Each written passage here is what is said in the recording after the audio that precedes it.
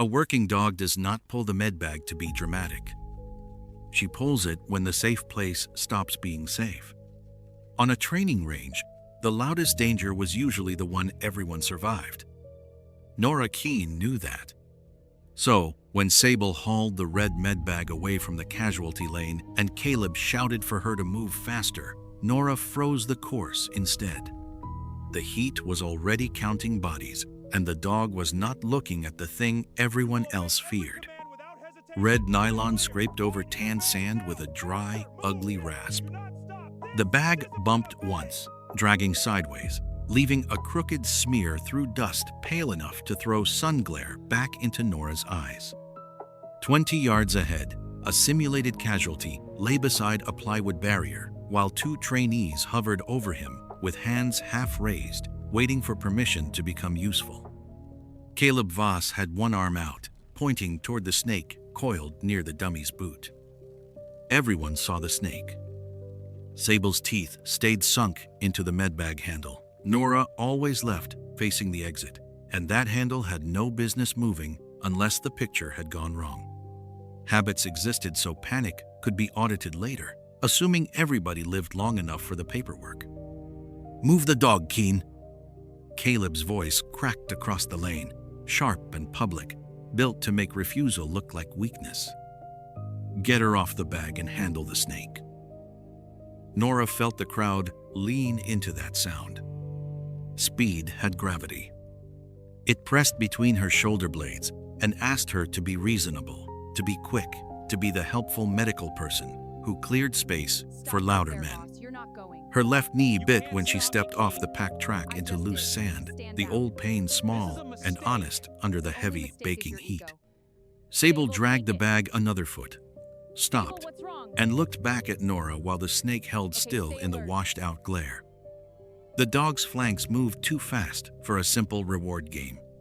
Her ears sat forward without that bright, silly lift she got when the task was clean. The answer was crooked but trained, a wrong picture answer. Nora tasted grape candy going soft against her molar and wished, briefly, that people came with half as much honesty as dogs. The trainees had gone quiet behind her, and quiet on a range had weight. It meant everyone was waiting for somebody else to be certain. Caleb started toward the lane. Nora reached him before his third step and angled across his path, putting her body firmly between his urgency and the casualty lane. Her hand came up low, palm out, a plain range command with no drama attached. She did not plead, and she did not perform. She gave him enough stillness to remember that discipline outranked ego, even when ego had a whistle and a clipboard. Nobody loves being corrected by a dog. That doesn't make the dog wrong. A couple of trainees stared like she had smacked Caleb with the clipboard herself, which would have been satisfying and probably less effective. Caleb's jaw tightened. He looked at the snake, then Sable, then the red bag, as if the nylon had insulted him personally. Nora kept her eyes on the dog. Sable released the handle, and sand slid off the bottom seam. Nora drew the short tug reward from her vest pocket, the rough fabric one Sable usually took like rent was due. It rasped against Nora's fingers. Sable sniffed once, turned her head away, and planted both front paws in the hot grit. Reward refusal ended the debate. Nora's skin tightened under her shirt, sweat gone almost before it formed in the sweltering air. "Lane is cold until I say it isn't." Her voice carried flat across the berm line. "Nobody touches the bag. Nobody steps forward. Hands where I can see them." Caleb blew out a hard breath, but he stopped, and the trainees stopped, because stopping was suddenly the only instruction that made sense. Sable stood over the red bag with her mouth open, the black hair along her shoulders darkened by the intense heat. Nora crouched carefully, knee grinding, and studied the drag line instead of the snake. The bag had not moved toward the casualty, and it had not fled the snake. It had carved a narrow track across boot prints and powder dust, pointing deliberately toward the range edge where no prop belonged. Beside a clump of creosote, half buried in grit, something pale caught the sun with a clean little flash. Maybe plastic, maybe tape. Too straight-edged for bone, too new for rock, too deliberate for coarse trash. Nora kept her hand low beside Sable's harness and let the heavy silence settle. The course had just stopped pretending. Jace Rowan came in from the range edge-dusty, irritated, and already tired of everybody's bad ideas, which was one of his more reliable qualities. He did not swagger.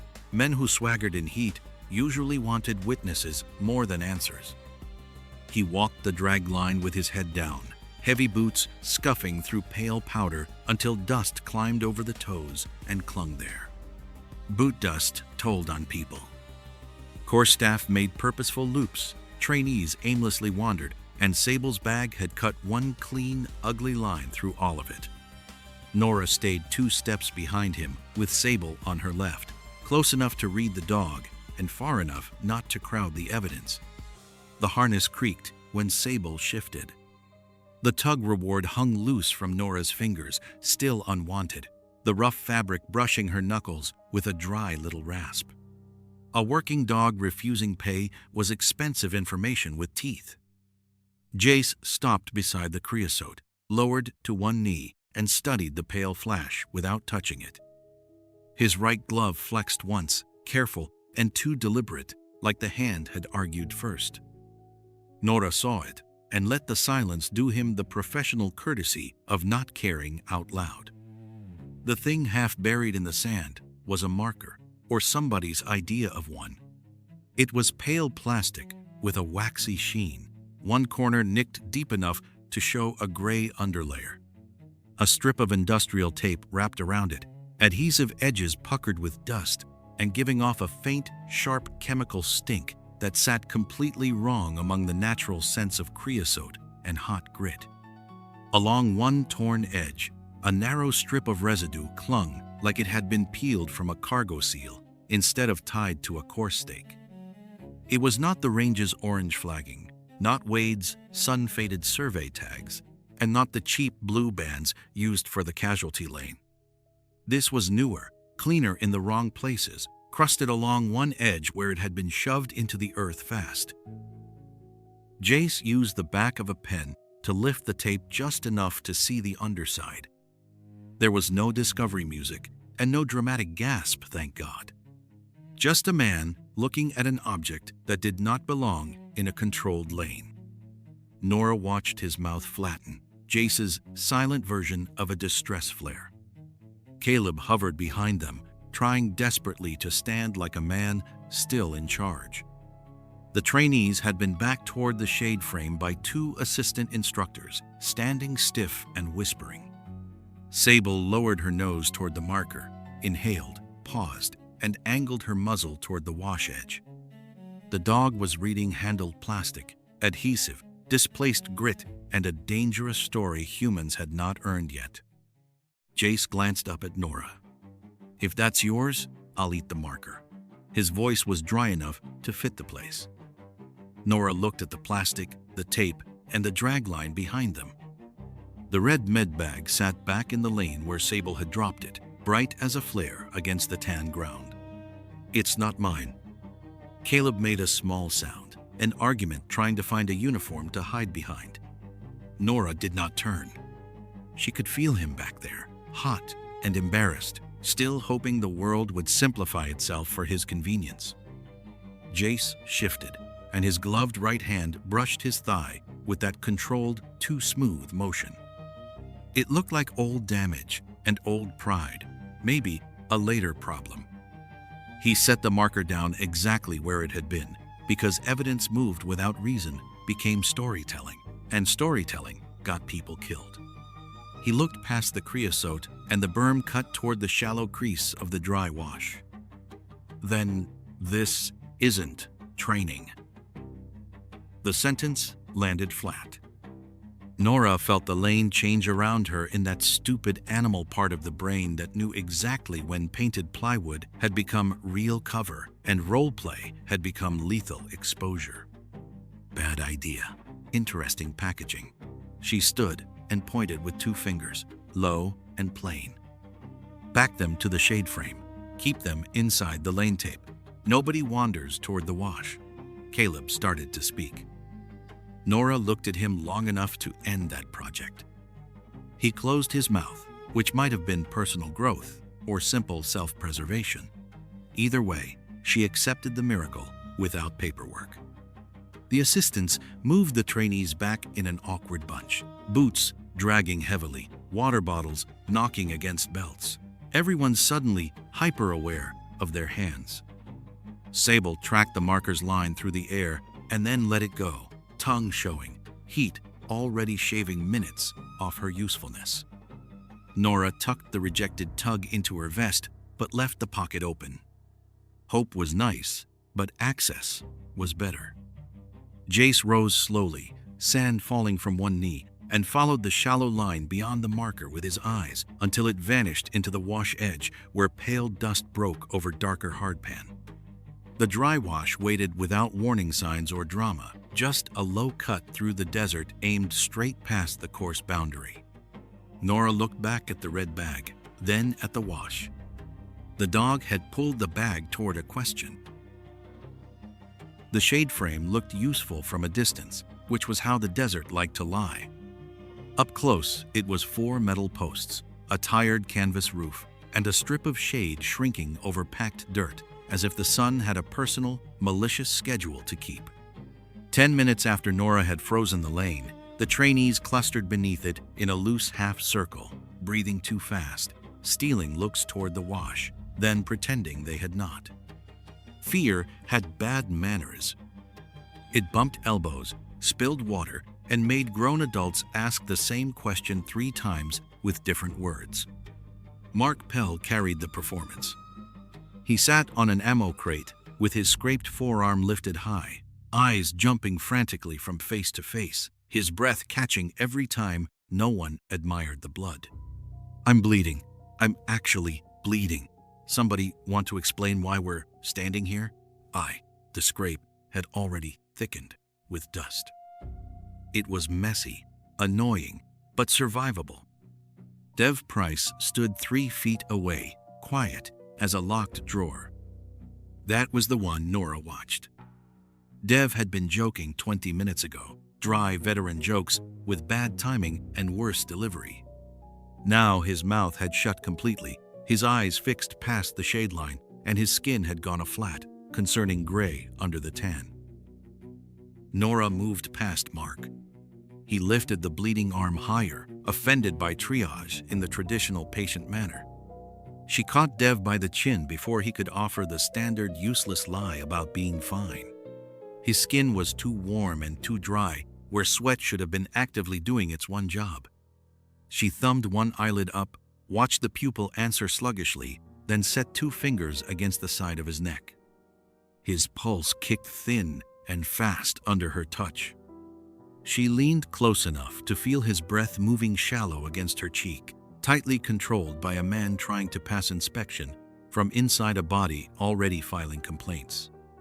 The grape-hard candy on Nora's tongue had gone sharp, sweet, and chalky at the edges. Panic dried mouths. Heat dried everything else. Behind her, water sloshed in a plastic bottle as someone shifted from foot to foot, and the sound became obscene in the shade, all that loose water knocking around while people forgot to drink it correctly.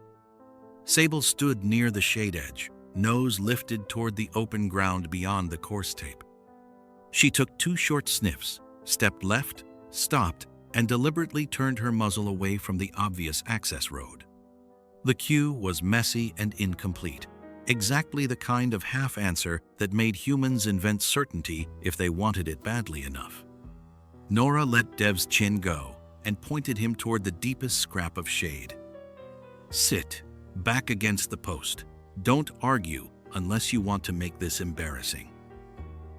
His mouth twitched, almost a smile. Good, he was still in there. Mark started again. "What about my arm?" Nora glanced at the scrape. "Keep it attached." Then she raised her voice, just enough for the group. "Give fear a job." The words did what soft reassurance never did. They annoyed people into listening. Lena Ortiz straightened like someone had finally handed her a physical rope to hold onto. She had trainee EMT written all over her, overpacked, overprepared, scared enough to become highly useful if given something solid. Nora gave it to her. Lena, water. Dev, shade. Caleb, count heads and try not to make that sound like a personal crisis. Caleb's face tightened, but he grabbed the roster board from the folding table. Halfway through the count, he stopped, pointed at a trainee drifting behind the far post, and snapped him back inside the shade line without waiting for praise. It was progress, resentful, and therefore believable.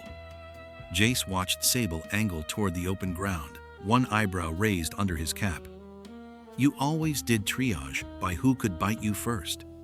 Nora kept her thumb resting securely on Sable's harness. She outranks you. One nervous laugh broke out of Lena, thin but usable. People moved. Lena hauled 2 heavy water jugs toward the shade, the plastic handles squealing painfully against her palms, water sloshing inside like an accusation every time she set them down. Caleb counted names with the stiff dignity of a man being useful against his personal beliefs. Mark lowered his arm when nobody made it the center of the universe. Dev sat with his back against the post, blinking hard, each breath still shallow but undeniably present. Nora set one hand on Sable's harness and felt the intense heat trapped under the black coat, the dog's breathing a notch, quicker than she liked. Sable sniffed again and checked back, frustrated and uncertain, giving Nora an honest working dog answer instead of the clean answer everyone wanted. Beyond the shade frame, the dry wash cut through pale ground with quiet, menacing patience. Nora disliked quiet terrain. It tended to wait until you stepped wrong. Discipline settled over the group in a thin skin stretched across fear. It would hold for a little while. The water bottles sloshed. The shade slid. The desert clock had been running since the first minute, and now everyone could finally hear it. Sable turned her head toward the wash and kept it there. The first gust came up the dry wash without warning, low and hot, carrying abrasive dust that tasted older than the course. Sable had been working the edge in short casts, nose down, then up, then down again, trying to stitch together whatever picture the marker had torn open. The wind sliced forcefully through the wash and scattered that picture. She sneezed once, hard, shook her head, and stepped back so quickly Nora felt the check vibrate through the leash before she saw it. That was an honest dog. A broken trail stayed broken, no matter how badly the humans wanted a line to follow. The wash lay narrow and pale between scrubby lips of creosote, darker hardpan showing along the bottom where floodwater had polished the ground and left it slick, looking under dust. Nothing about it announced danger. That was the problem.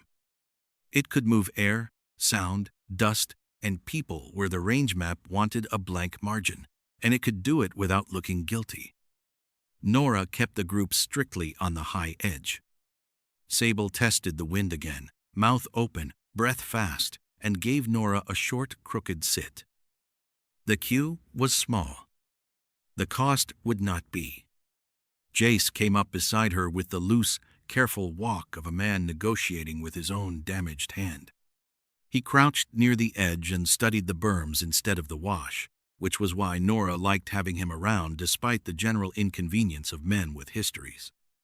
He read ground like some people read mood.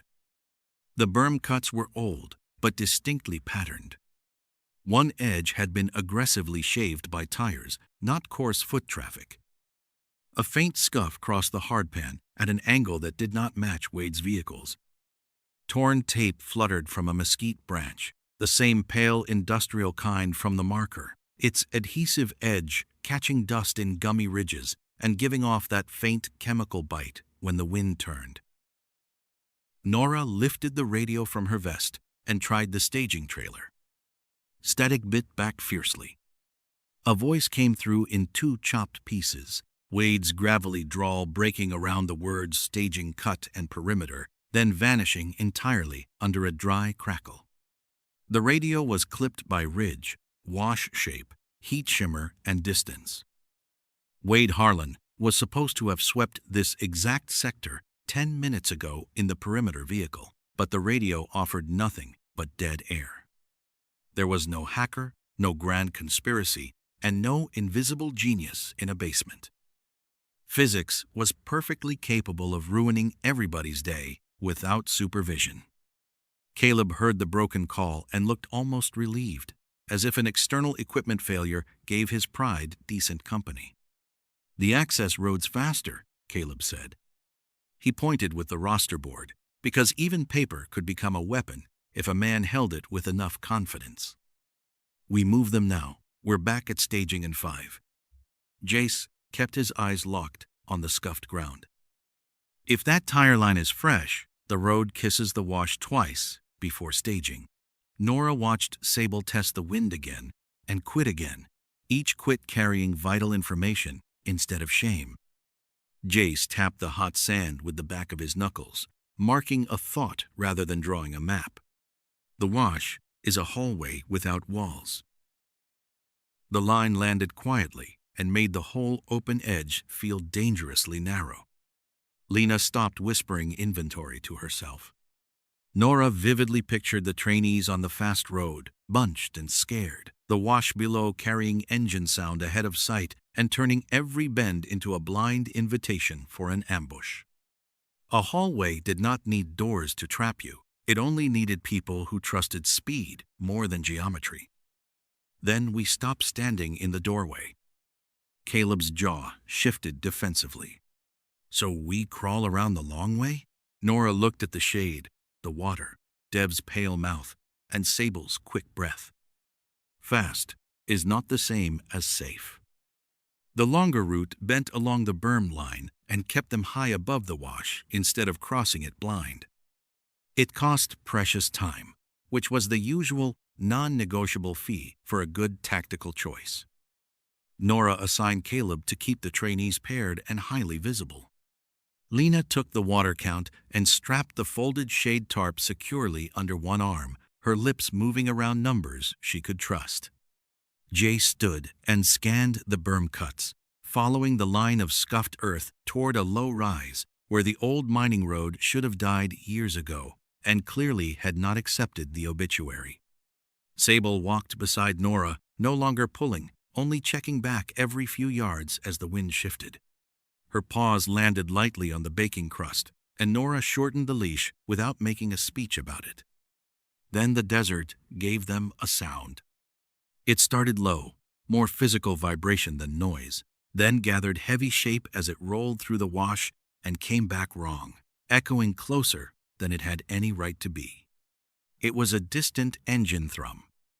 Caleb stopped counting instantly. Lena held her breath. Jace turned sharply toward the old road. Nora looked at Sable, and the dog was already looking that way.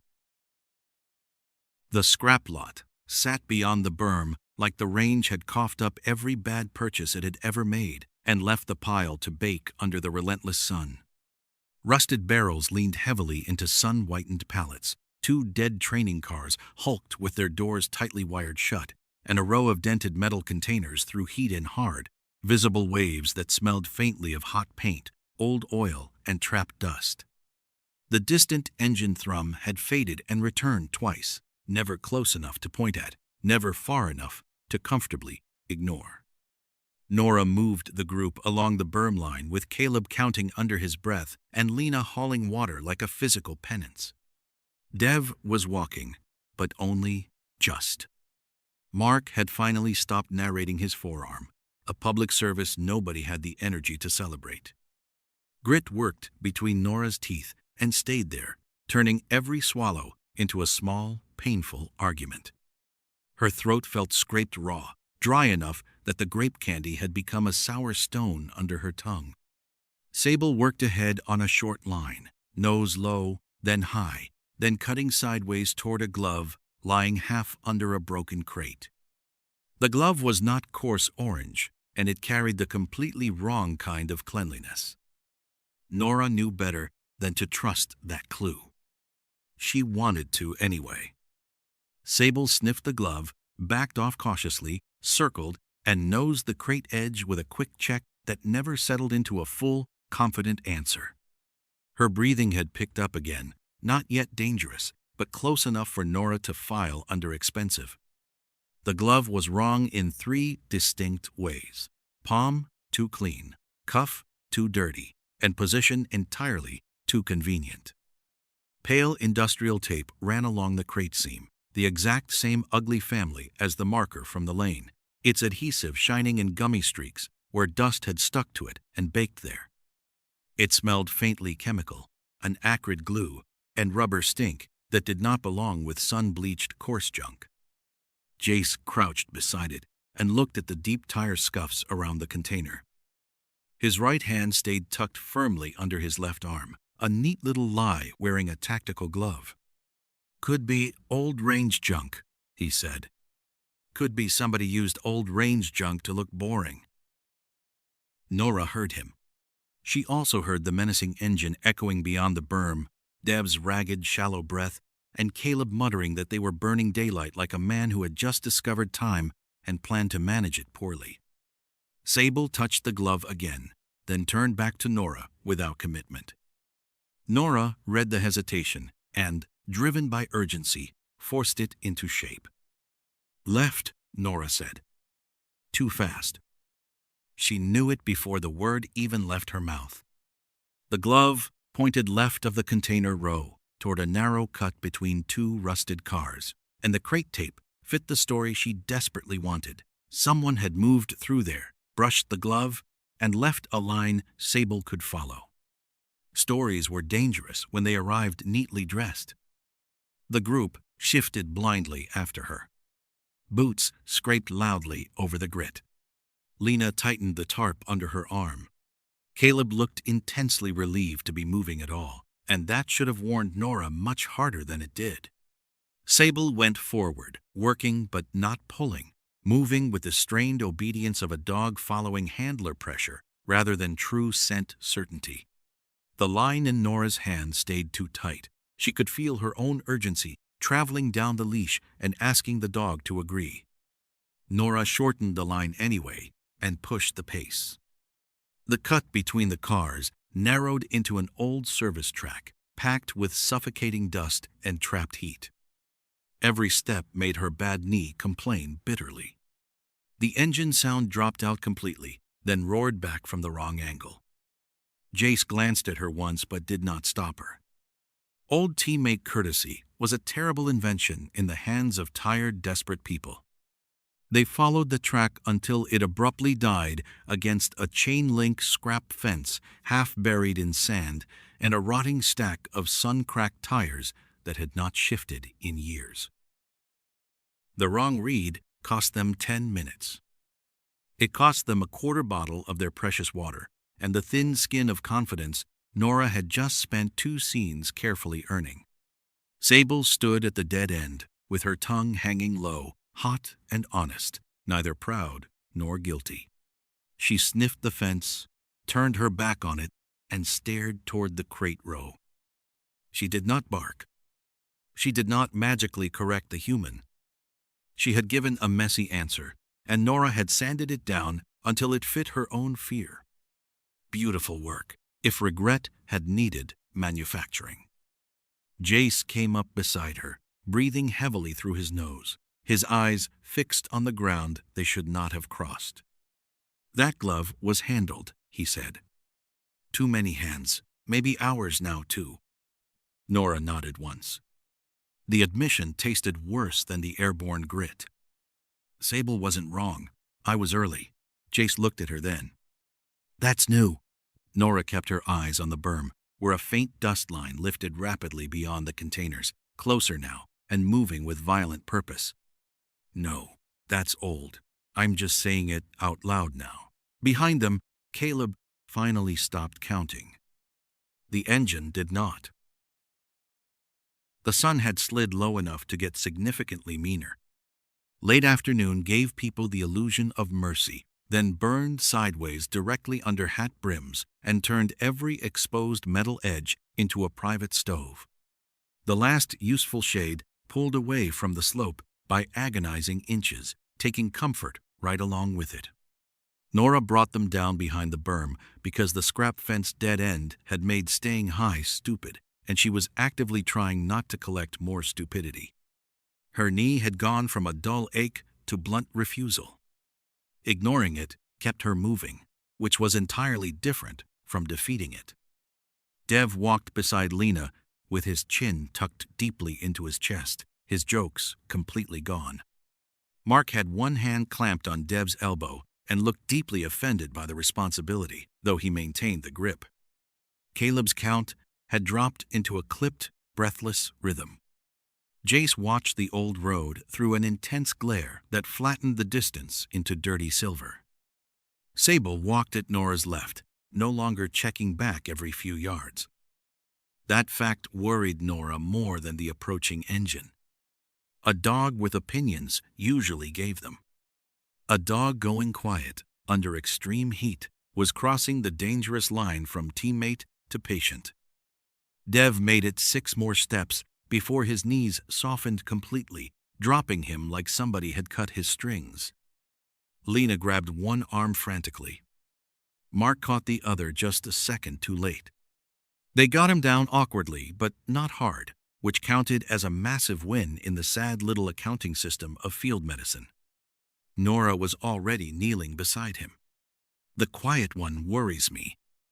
She said it flat, meant for instruction rather than dramatic effect. Dev's skin burned dangerously hot under her fingers, his eyes unfocused and rolling under lids that desperately wanted to close. Nora rapidly checked his pulse, breath, collar, and the dry salt crusted where sweat had already failed his system. No lecture would improve the dire situation. No miracle was due to arrive. His body had simply reached the absolute edge of what it could spend. Sable dropped heavily beside Nora before Nora could even issue the command, a collapse driven by manners rather than a train down. Her breath had changed severely under the heat, fast and shallow, her ribs working far too hard beneath the dark coat. She lifted one front paw, set it down gingerly, then lifted it again. The ground was actively fighting her through the pads.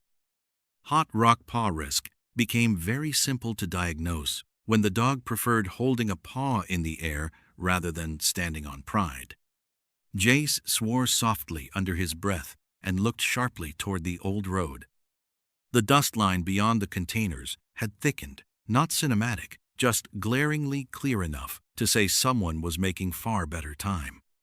His right hand shook violently when he reached for the radio, a fine tremor he tried to bury by flexing the tactical glove and clamping his fingers around the plastic casing. Nora saw it. He saw her see it. Both of them let their dignity die quietly. Static chewed viciously through the radio and spat out half a syllable from the staging trailer before cutting instantly to dead grit. "We move now. We might still beat them to the road," Caleb said. His voice had lost some of its massive ego and gained a very distinct edge of fear. It was better fuel, but still volatile. Jace kept his eyes rigidly on the dust. "We're losing time." Nora had one hand firmly under Dev's shoulder and the other resting on Sable's harness. Searing heat pushed up through the nylon webbing directly into her palm. "We lose people faster." The dust beyond the containers crossed the line Jace had been watching, and Nora knew exactly what the stop was buying and what it was selling. Jace's mouth tightened. The old argument lived between them, older than this training course and older than anybody's remaining patience. Nobody liked the order, which was usually the best sign. It was probably the right one. Nora put Dev in the rapidly shrinking shade and ordered Lena to break the water count open with ugly medical precision. Small sips, wet cloth on the neck, lower the tarp, pause, repeat. She moved Sable off the baking crust onto the folded edge of the tarp, carefully checked the front paws, and felt the dog's breath slow from a ragged, panicked race into a dragging pull. She was recovering, not fixed. The medical distinction mattered immensely. Caleb stood watch with the roster board still gripped in one hand, ridiculous but useful, a combination with a very long military history. Jace crouched near the berm cut, his glove pulled tight over the shaking hand, his eyes locked on the escape route they had just been forced to surrender. "You always did triage, by who could bite you first." Nora did not look up from Sable's injured paws. "She outranks you." The line should have been a lighter moment between them, but the oppressive heat had stripped the day down to bare bone. Beyond the berm, the distant engine thrum rolled much closer through the wash, steady, heavy, and purposeful. Nora physically felt the window of escape close, like a door without a handle. They had stopped to keep fragile bodies alive. Decker, whoever he was, had just been handed the road. The shade tarp had been pulled so low it turned the berm into a shabby little survival cave, smelling heavily of hot nylon, arid dust, and sour fear sweat. Dev lay with his shoulders inside the shade and his boots sticking outside it, because the desert only ever took its payments in inches. Lena kept the water moving in small, ugly, measured amounts. She kept a hard rhythm going: sip, cloth, pause, and sip again. She had finally stopped asking whether she was doing it right, which meant she finally was. Sable rested heavily on the folded tarp edge, with her paws elevated off the hot crust, her mouth wide open, her breath slowly settling from a panicked saw into a rough, steady pull.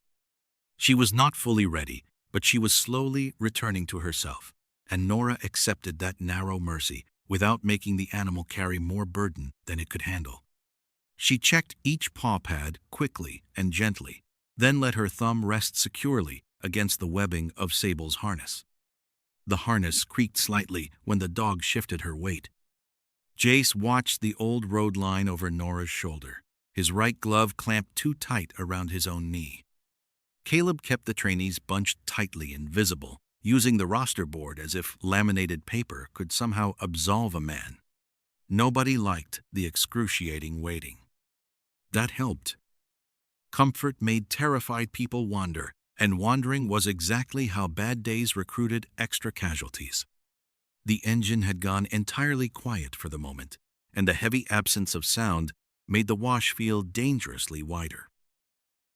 Nora waited patiently until Sable's breathing found a rhythm that belonged to work instead of desperate recovery.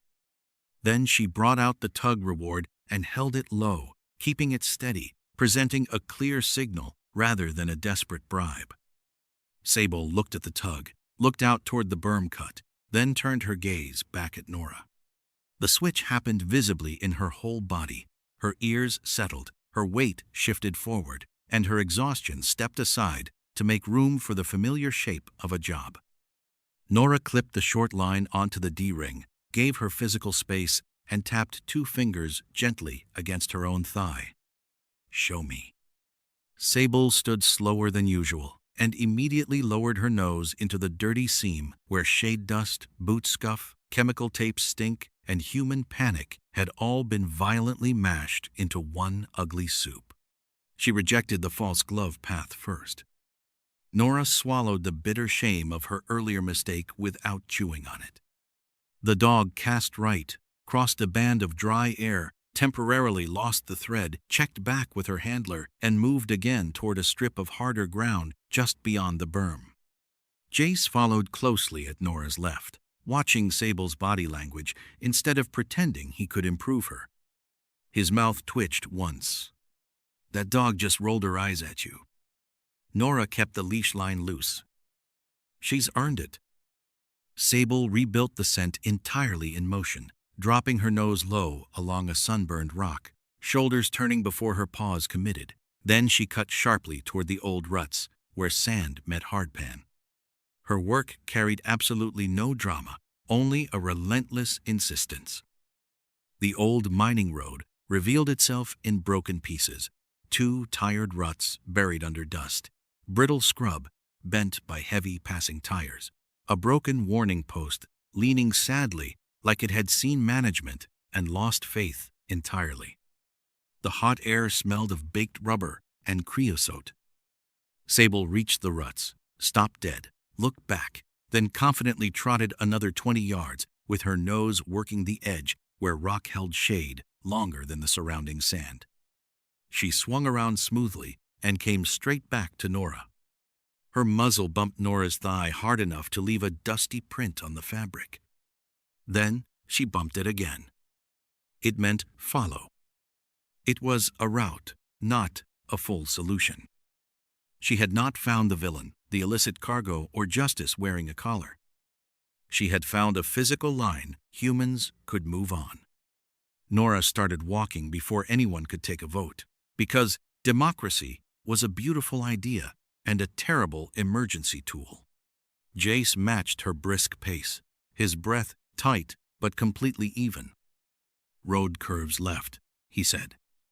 "If it's open, it gets us above the wash." Sable bumped Nora once more, clearly impatient with the slow biped committee. It was not open. The mining road bent sharply around a shelf of stone and dropped abruptly toward a flat parking cut where coarse vehicles sometimes turned around. A heavy pickup sat parked across it sideways, heavily dust-coated, its engine idling low, the nose angled aggressively toward the wash and the tail fully blocking the ruts. Tire hiss over sand faded as the suspension settled, the truck proudly announcing it had just moved into place and expected full credit for the timing. The sound crawled like ice up Nora's neck. Sable stopped beside her, standing perfectly square with the line taut and her breath hot against Nora's leg, working completely quiet instead of loud. Jace's face changed by a single degree, which on him was nearly a parade of emotion. Lena came up behind them with the tarp still strapped tightly under one arm, her eyes wide with terror but her hands busy holding the water strap. Caleb got the trainees down behind the scrub without needing to be told twice. It was progress again, annoyingly late but incredibly welcome. The pickup door opened with a metallic clatter. A woman stayed securely behind the wheel, one arm resting along the frame, posture bored in the very expensive, calculated way that meant she was ready for violence. 2 fingers tapped once on the steering wheel while her eyes stayed on the wash lip. A man stepped out slowly onto the dirt, looking practical and calm, which was infinitely worse than angry.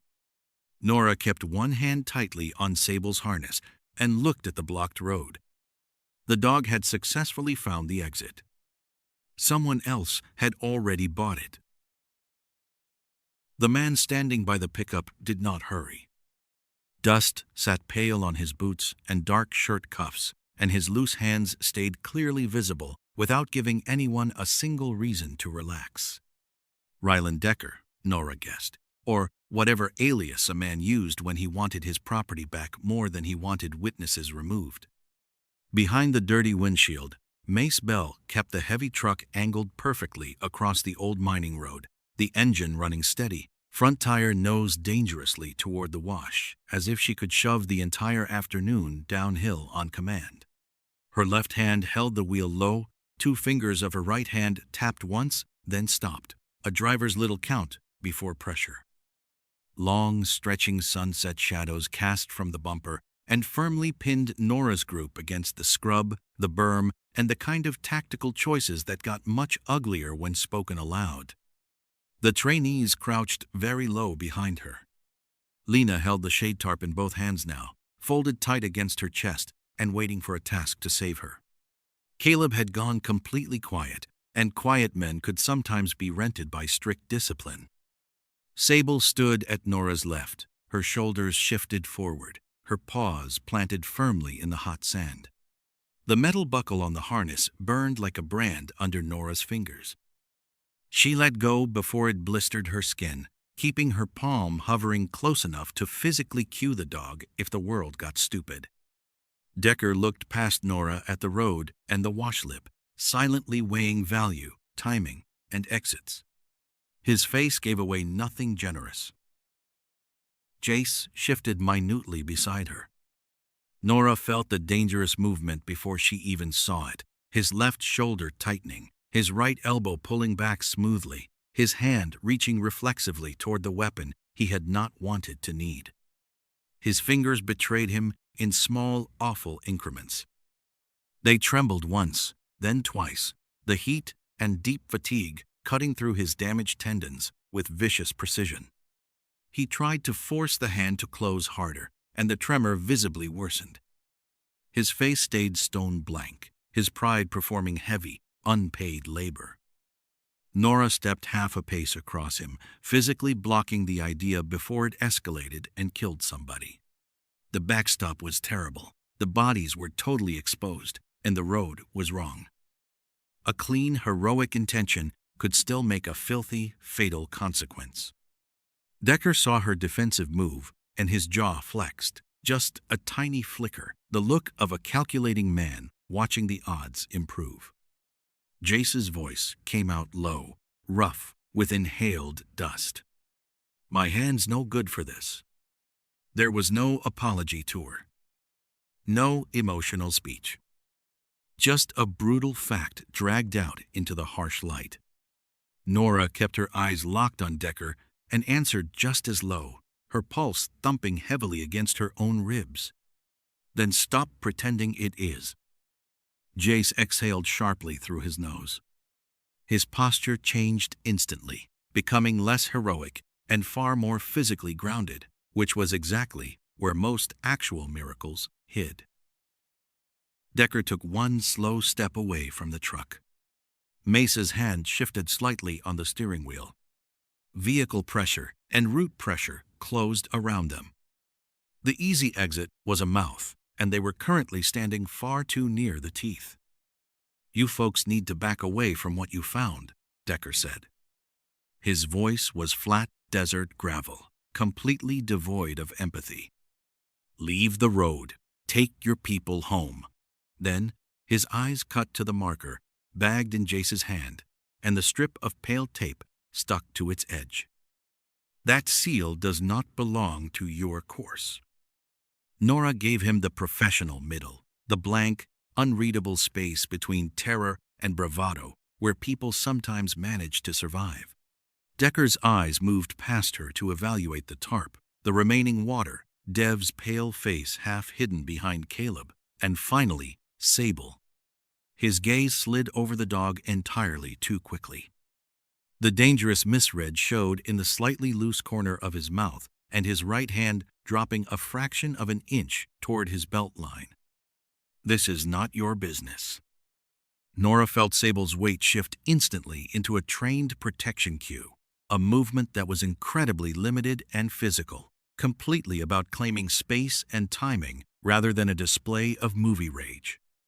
Sable hit the absolute end of the leash with one hard, shattering bark and a violent paw scrape in the hot sand. Decker physically stepped back before his pride could organize a response, his jaw tightening hard as grit kicked forcefully against his boot. Nora tightened the line. This was space, not attack.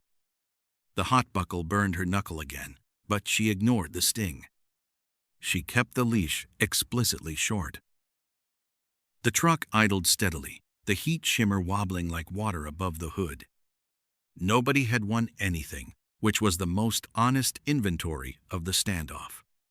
Nora had Decker checked for one breath, maybe two, and she had a very tired dog, a fading casualty, a shaken instructor, a highly useful trainee, and Jace with one good hand and a brain still worth money.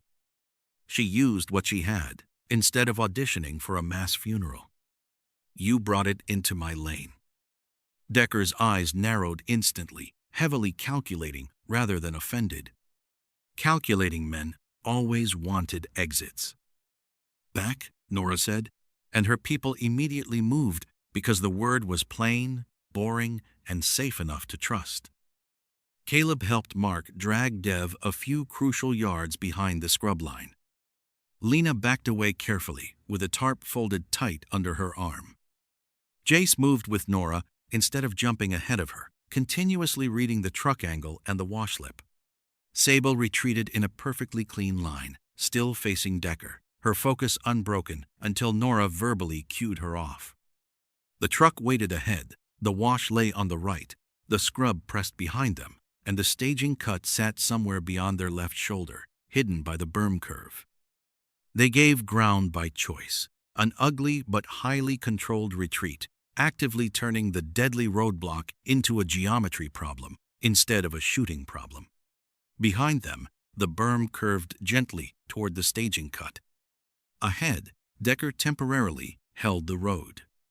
Nora silently counted the available shade, the bodies, the vehicle line, and the dog's breath. The final shape of the encounter was forming, and, like most truly useful things, it looked absolutely terrible. Dusk did not cool the range. It only changed the angry color of the heat. The pickup sat crooked across the tight choke point, the engine knocking low, the hood trembling constantly in the heat shimmer. Decker lifted 2 fingers without bothering to look back. Mace answered the silent command by dropping the truck into motion, slow and heavy, the tires worrying the sand and gravel until the hissing sound crawled uncomfortably under the skin.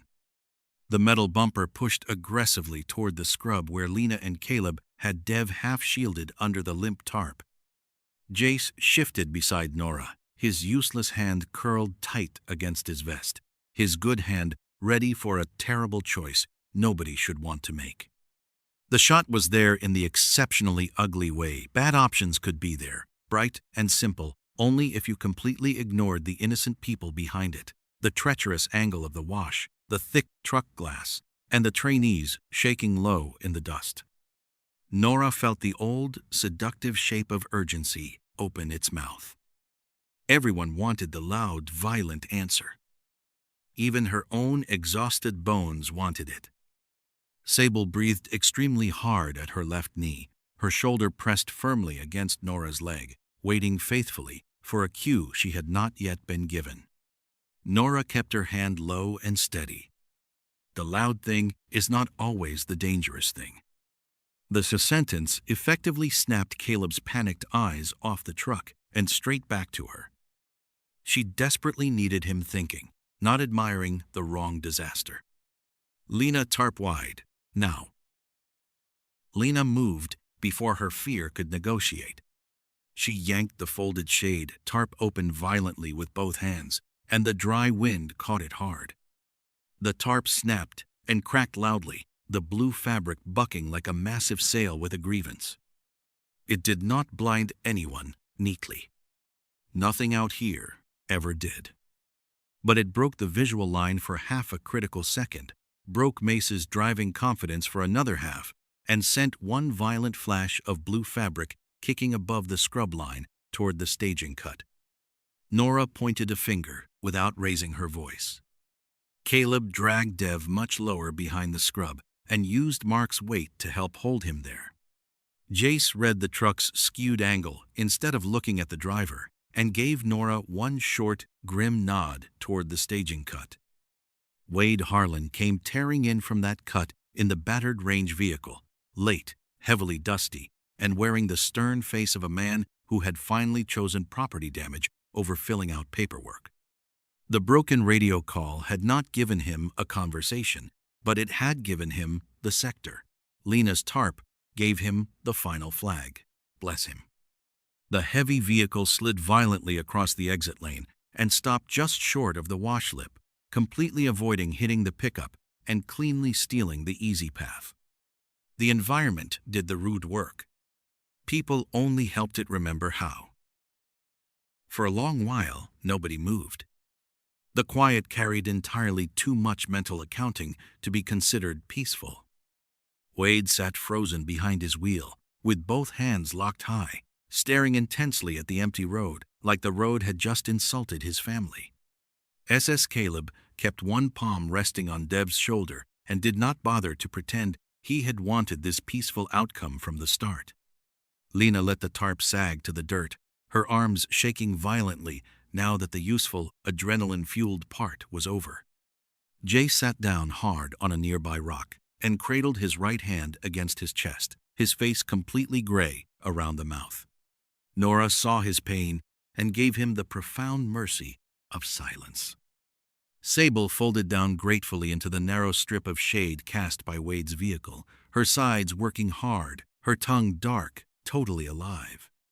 Nora walked back to the red med bag, where it had been hauled, dropped, dragged, and finally returned to usefulness. She brushed the grit off the handle and turned it outward toward the route out. Habit, prayer, and inventory made their quiet argument in her hands. Exhaustion made all three look intimately related. From her vest, she pulled the tug reward. Sable took it this time, her teeth closing with a rough, satisfying fabric rasp that made Nora's throat ache worse than the desert heat. The bag was where she could reach it. The dog was where she could see her. For once, that was enough.